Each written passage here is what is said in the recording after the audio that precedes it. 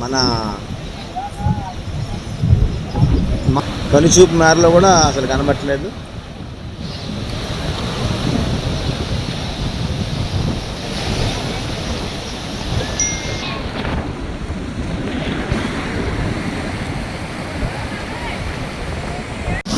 Munneru present situation ఇంత ఉధృతంగా గోదావరి నది కూడా నేను చూడలేదు. భారీ వర్షానికి ఖమ్మం ప్రకాష్ నగర్ పూర్తిగా నీట మునిగింది. మొదటి అంతస్తు వరకు నీళ్లు చేరుకున్నాయి. ఈ ప్రాంతం మొత్తాన్ని కూడా ఖాళీ చేస్తున్నారు అధికారులు. వరద ధాటికి పలు ఇళ్లు ధ్వంసమయ్యాయి. వరద ఉధృతి పెరిగిపోవడంతో ఇల్లు ఖాళీ చేస్తున్నారు అధికారులు.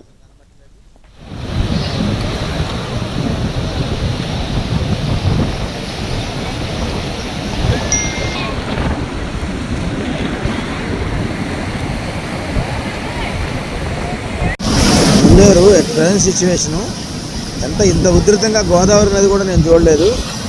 ఇది ప్రకాష్ నగర్ దగ్గర ఉన్నాను నేను ప్రస్తుతం. ప్రకాష్ నగర్ ఏరియాలో ఇల్లులు మొత్తం ఇది దాదాపు మన కనుచూపు మేరలో కూడా అసలు కనబట్టలేదు.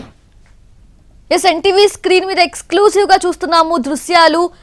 అక్కడ ప్రవహిస్తున్న ఆ నీటిని చూస్తుంటే ఒక సముద్రాన్ని తలపిస్తూ ఉంది. ఎంతలా ప్రవహిస్తుందో అక్కడ వరద నీరు చూస్తున్నాము. పూర్తి అప్డేట్స్ తెలుసుకుందాము.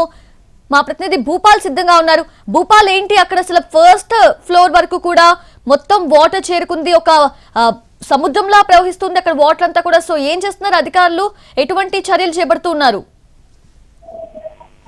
సౌజన్య, ఒక్కసారిగా ఖమ్మం నగరం మీద అంటే మున్నేరు వరద తాకిడి ప్రారంభమైంది. దీంతో ఆ వాస్తవానికి నిన్న ఉదయం నుంచి ఖమ్మం జిల్లా వ్యాప్తంగా అన్ని ప్రాంతాల్లో కూడా ఇదే పరిస్థితి ఏర్పడింది. అటు మదిర, మనుగూరు, అదేవిధంగా రెండింటి మీద అనేక వాగులు, వంకలు వచ్చడంతో మనుగూరు జల దిగ్బంధం పడింది రాత్రి. అదేవిధంగా మదిరలో కూడా అదే పరిస్థితి ఏర్పడింది. అయితే తాజాగా ఈ తెల్లవారుజాము నుంచి మున్నేరుకు భారీ ఎత్తున వరద వచ్చిన పరిస్థితి. మున్నేరుకు వరద రావడంతో అంటే గతంలో 2022లో వచ్చినటువంటి వరద ఇప్పుడు మున్నేరుకు వచ్చింది. మున్నేరుకు రావడంతో ఇటు ప్రకాశం అంటే బ్రిడ్జి దగ్గర నుంచి అదేవిధంగా దానవాయిగూడెం వరకు కూడా భారీ ఎత్తున మొత్తం కూడా వరద వచ్చింది. మనం చూస్తున్న విజువల్స్ లో చూడొచ్చు.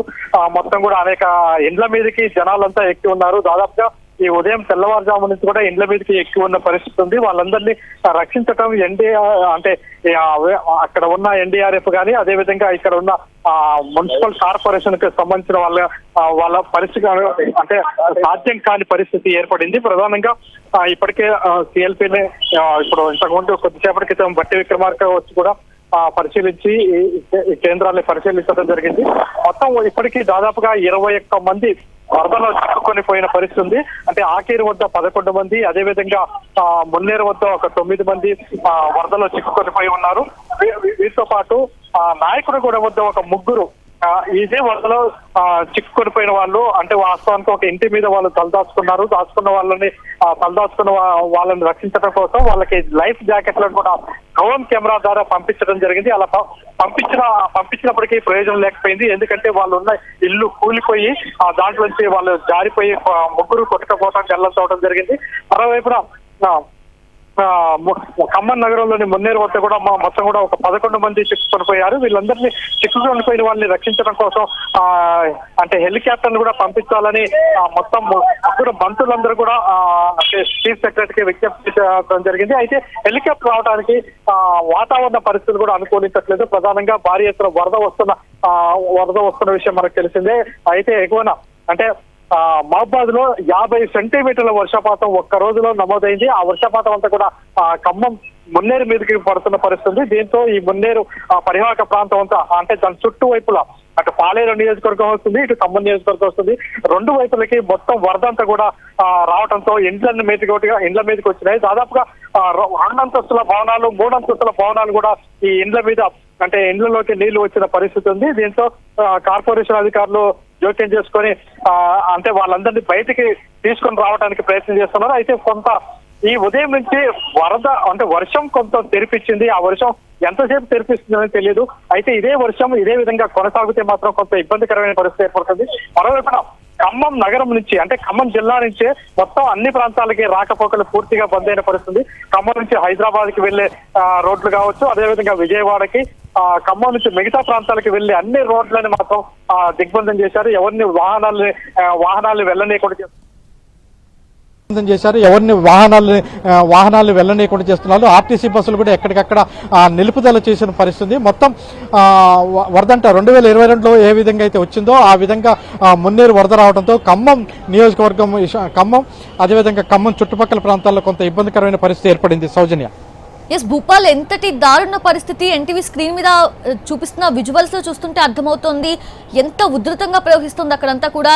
2 అంతస్తుల ఇల్లులు కూడా సగం వరకు మునిగిపోయి ఉన్నాయి. మరి అంటే సెల్ ఫోన్స్ కూడా పనిచేయని పరిస్థితి కూడా ఉండొచ్చు అక్కడ, బికాజ్ ఆ వాటర్ లో తడిచిపోవడం కానివ్వండి ఇలా. సో ఎలా సర్చ్ చేస్తున్నారు అసలు? ప్రజలు ఎక్కడ చిక్కుకున్నారు, వాళ్ళని ఎలా రక్షించాలనేది ఎలా ఎతుకుతున్నారు అసలు?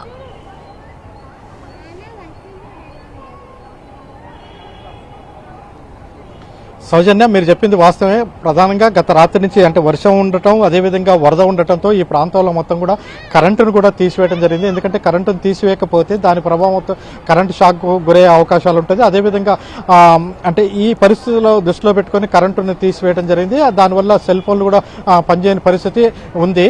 ఇదే పరిస్థితుల్లో ఎక్కడెక్కడైతే అంటే కొన్ని ప్యాకెట్స్ ఎక్కడెక్కడైతే ముంపుకు గురయ్యారో ఆ ముంపుకు గురైన వాళ్ళ సమాచారం ఆ ప్రాంతంలో డిఆర్ఎఫ్ టీమ్స్, అంటే కార్పొరేషన్ ఆధ్వర్యంలో నడుస్తున్న డిఆర్ఎఫ్ టీమ్స్, ఆ టీమ్స్ ఎవరెవరు ఎక్కడెక్కడ చూస్తే వాళ్ళని తీసుకొని రావడం కోసం ప్రయత్నం చేస్తున్నారు.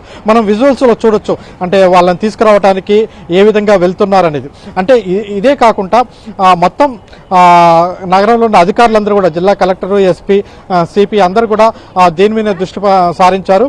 అయితే ఒక్కసారిగా ప్రస్తుతం అంటే 22లో మున్నేరుకి 26 అడుగుల నీళ్లు వస్తాయి. ఇప్పుడు మున్నేరుకి 28 అడుగుల నీరు వచ్చింది. అది కూడా ఒక్క రాత్రిలో వరద వచ్చిన పరిస్థితి మున్నేరుకి. అంత వరద రావడంతో ముందస్తు జాగ్రత్తలు తీసుకోవడానికి అవకాశం లేని పరిస్థితి. వాస్తవానికి ఈ ఏడాది డ్రాట్ పొజిషన్లో ఉండటంతో ఇప్పటి వరకు కూడా చెప్పాలంటే నిన్నటి వరకు కూడా ఖమ్మం జిల్లా పరివాహక ప్రాంతాల్లో, ఖమ్మం జిల్లా పరిసర ప్రాంతాల్లో ఎక్కడా కూడా చెరువులు కూడా నిండని పరిస్థితుంది. అంటే నాగార్ సాగర్ నుంచి వచ్చిన నీళ్ల ద్వారా తప్పితే ఈ ప్రాంతంలో అసలు చెరువులు కూడా నిండని పరిస్థితుంది. అంటే అంత డ్రాట్ పొజిషన్ కూడా ఈసారి ఈ మున్నేరు పరివాహక ప్రాంతాల్లో ఉంది. అందువల్ల కూడా అధికారులు కూడా ముందస్తుగా ఎటువంటి చర్యలు తీసుకోవడానికి ప్రణాళిక సిద్ధం చేయలేదు. అదేవిధంగా పడవలను కూడా సిద్ధం చేయని పరిస్థితి ఏర్పడింది. కేవలం గోదావరి పరివాహక ప్రాంతాల్లో మాత్రమే వరద వచ్చింది, కానీ ఇక్కడ ఎటువంటి వరద లేకపోవడం వల్ల అధికారులు కూడా ముందస్తు చర్యలు తీసుకోలేకపోయారు. అయితే ఈ తెల్లవారుజాము నుంచి భారీ వరద వచ్చిన నేపథ్యంలో వాస్తవానికి చెప్పాలంటే ఇప్పుడు మున్నేరు పరివాహక ప్రాంతంలో రావడం కాదు, దీంతో పాటు ఖమ్మం నగరంలో అటువైపున అంటే మమతా రోడ్డు వైపు ఉన్న కవిరాజు నగరు, అదేవిధంగా న్యూ విజన్ స్కూలు, ఈ పరిసర ప్రాంతాల్లో కూడా భారీ ఎత్తున ఇళ్లలోకి పూర్తి నీళ్లు వచ్చిన పరిస్థితి. ఇది ఊహించని విధంగా ఖమ్మం చుట్టూ అన్ని ప్రాంతాల నుంచి కూడా వరద రావడంతో ఈ పరిస్థితి ఏర్పడింది. దీంతో ఇటు ఖమ్మం నుంచి విజయవాడకి వెళ్లే రహదారు, అంటే మధురకి, వైరాకి వెళ్లే రహదారులు అన్నిటి కూడా నీళ్లు పోటెత్తడంతో వాహనాలన్నీ, ఆర్టీసీ బస్సులతో సహా అన్ని వాహనాలన్నీ కూడా నిలుపుదల చేసిన పరిస్థితి. అయితే కొద్దిగా ఉదయం నుంచి వెదరు అనుకూలంగా ఉంది. ప్రధానంగా ఏంటంటే ఈ వెదరు వర్షం అయితే ఉదయం నుంచి లేదు. అయితే ఇప్పుడు బాగా మబ్బులు కమ్మి మాత్రం ఉంది. ఈ మబ్బులు కమ్మి ఉన్నది, ఇది ఎంత మేరకు వర్షం వస్తుందనేది కొంత భయాందోళన అయితే ఉన్న పరిస్థితి. ఈ విషయంలో మీరే జాగ్రత్తగా ఉండాలంటూ రావాలని కోరుతున్న పరిస్థితి. మొత్తం మీద అందరినీ అంటే ఈ దీంట్లో చిక్కుకున్న వాళ్ళందరినీ రక్షించడానికి అధికారులు అయితే ప్రయత్నం చేస్తున్నారు. ఇప్పటికీ దాదాపుగా ఒక 50 మందికి పైగా చిక్కుకున్న వాళ్ళని తీసుకొని వచ్చారు. అయితే మరో 20 మంది వరకు కూడా ఇంకా వరదల్లో చిక్కుకొని ఉన్నారు. Soujanya. Right Bhupal, thanks for the live updates. ఎటువంటి ప్రాణ నష్టం ఉండకూడదని అయితే ఆశిద్దాము. సహాయక చర్యలు అయితే కొనసాగుతున్నాయి కాబట్టి థ్యాంక్ యూ భూపాల్.